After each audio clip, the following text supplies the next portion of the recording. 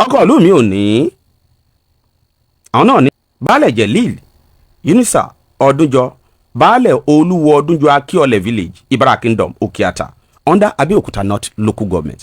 àwọn ní ọkọ̀ ìlú tí mo gbé wá sórí ètò lónìí ọkọ̀ ìlú ẹ bá ń káwọn aráalé àrò baálẹ̀. àrògbó àròtọ́ mo kí gbogbo ẹ̀yin olùtẹ́tí sí o ṣe dáadáa la bá yín o.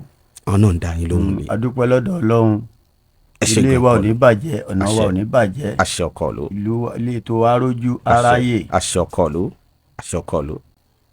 gbogbo ẹ̀yin aráalé àbí gbogbo ẹ̀yin tẹ̀ ń gbọ́ wa ó ṣeé ṣe kẹ́ ẹ tún fẹ́ mọ̀ torí pé ètò yìí ètò tó kẹnu ni tó fẹ̀ gan tó sì jẹ́ wípé àdádúró lórí ibí yìí nìkan ẹ lè gbìyànjú ẹ kẹ́ ẹ máa darapọ̀ mọ́ wa lórí àwọn social media wa pàápàá lórí YouTube Skeledi Ọmọ Perry lẹ máa tẹ̀ sí ń bẹ̀ Skeledi Ọmọ Perry torí pé àwọn tó ń darapọ̀ mọ́ wa ń bẹ̀ lórí YouTube Skeledi Ọmọ Perry tí wọ́n ń wo gbogbo àwọn ètò àwọn ọkọ̀ ìlú tá a mú wá yìí náà ẹ̀bùn tún wà tá a tún fún wọn bẹ̀ ẹ̀bùn wà tá a tún fún wọn tó jẹ́ wípé ẹnìkan náà ló ṣagbátẹrù ẹ̀ pé ká tún máa fáwọn èèyàn lẹ́bùn tí wọ́n bá ti ń subscribe síbẹ̀ ọ̀nà ní Abíọ́dún Amúsàn foundation yìí òun náà ló tún ràn àwọn èèyàn lọ́wọ́ bẹ̀ tó ń fún wọn ní nǹkan níbẹ̀ Skeledi Ọmọ Perry òun lẹ máa subscribe fún sí lórí YouTube. ìbéèrè tí mo fẹ́ mú rèé bàbá wa a ti tó bí ọdún mélòó tí ẹ ti jẹ baálẹ̀ sí abúlé Olúwo Ọdúnjọ Akíọlẹ̀. mo ti dórí àpèrè táwọn bàbá mi fi mí sí láti October 2016 ni mo ti wà ń bẹ̀. 2016. bẹ́ẹ̀ ni àdúpẹ́ fọlọ́run. ǹjẹ́ tí ẹ ti ní àwọn olóyè bí? mo dúpẹ́ lọ́dọ̀ Ọlọ́run mo ti ní àwọn olóyè rẹpẹtẹ kété tí mo ti pé ọdún kan tí mo ṣe àjọ̀dún pé mo dúpẹ́ o mo ṣe àjọ̀dún ọdún kìíní.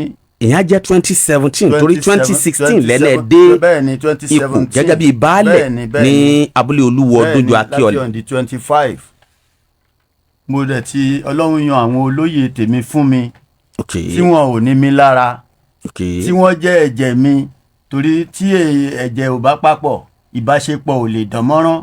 olóòtú mo dúpẹ́ kò sí kankan tó já mi lẹ́nu jẹ rí bí wọ́n wà lóko eré mi bí n bá pè wọ́n pé mo fẹ́ rí yín o ìyí tó jọkùnrin bó wà lórí wúrẹ̀ kan á dá mi lóhùn ìyí tó sì jóbìnrin lórí Tótó Mẹ́lẹ́tò kọ́ ni bí ọmọ mi kan á máa pé Tótó Mẹ́lẹ́tò. bẹ́ẹ̀ ni olóòtú bẹ́ẹ̀ ni olóòtú kò sí ìkọ̀kan tó ń já mi lẹ́nu jẹ nínú wọn. nínú gbogbo àwọn olóyè bẹ́ẹ̀ ni bẹ́ẹ̀ kọ́ ni wọ́n dúró tì mí gbọ́n. ẹ lórí àpèrè gẹ́gẹ́ bíi baálẹ̀ Olúwo Ọdúnjọ Akíọlẹ̀ ní ọdún 1916 bẹ́ẹ̀ ti wí. bẹ́ẹ̀ni. gẹ́lẹ́ ọdún kan. bẹ́ẹ̀ni. tẹ́ ẹ fẹ́ ṣe ìdúpẹ́ pé a máa dórí àpèrè. bẹ́ẹ̀ni. ẹ fi àwọn eléyìí jẹ. bẹ́ẹ̀ni. àbí bẹ́ẹ̀ kọ́. bẹ́ẹ̀ni olóòtú. ìbéèrè tí mo wá fẹ́ béèrè rèé bàbá. oúnjẹ yìí o olóòtú. àwọn community wọn á pọ̀ lọ́dọ̀ yín ìyẹn àwọn CDA wọn á pọ̀ ńbẹ̀ yàtọ̀ sí ní Òkè-Àtà ní ibi tẹ́ ẹ jẹ baálẹ̀ sí gan-an ní abúlé Olúwo Ọdúnjọ Akíọlẹ̀.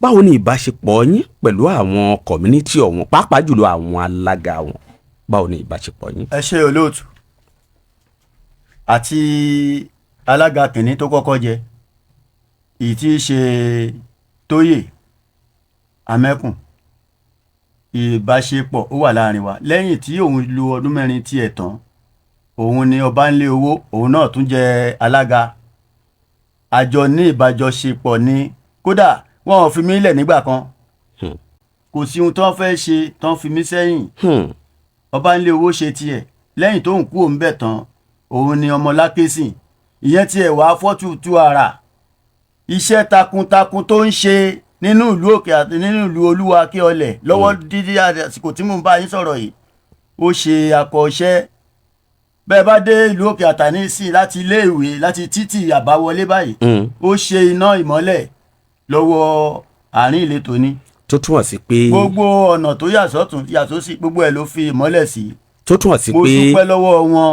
ìfọwọ́sowọ́pọ̀ tó dánmọ́rán wà láàrin ẹ̀yin tẹ́ ẹ jẹ́ ọkọ ìlú mi bẹ́ẹ̀ ni àti àwọn alága CDA bẹ́ẹ̀ ni tó wà lọ́dọ̀ yín bẹ́ẹ̀ ni